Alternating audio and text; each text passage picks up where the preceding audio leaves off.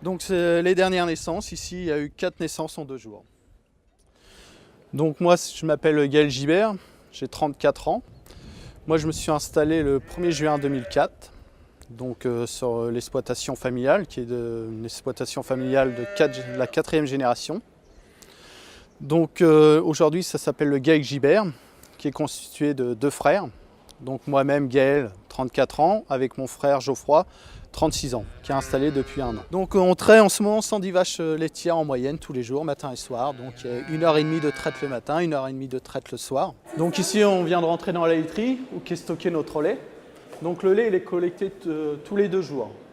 Il y a 4 traites, donc tous les 48 heures notre lait est collecté. Au niveau du lait, j'ai subi la crise en 2009, en 2012.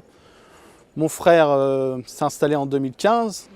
Le jour qu'il s'est installé, c'est la crise est arrivée. Donc son raisonnement, on ne s'attendait pas à cette crise-là. Son raisonnement d'installation a été fait avant la crise.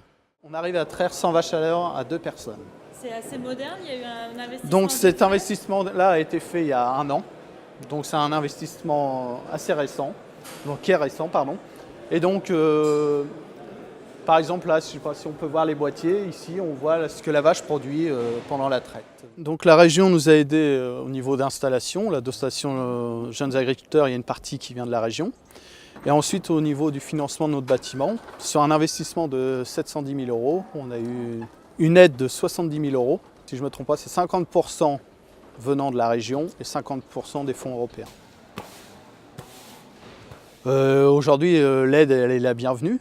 Parce que l'aide de 70 000 € devait venir en baisse de mon emprunt. Et en fait, ces 70 000 € sont arrivés dans ma trésorerie pour essayer de passer la crise. Pour moi, je pense que le logo Normandie qu'ils veulent mettre en place, c'est très important parce que la Normandie, elle a toujours été cotée pour son fromage, pour son beurre. Et aujourd'hui, moi, je reste persuadé que si on pouvait faire avancer cette chose-là, ce ne sera qu'une bonne chose pour nous.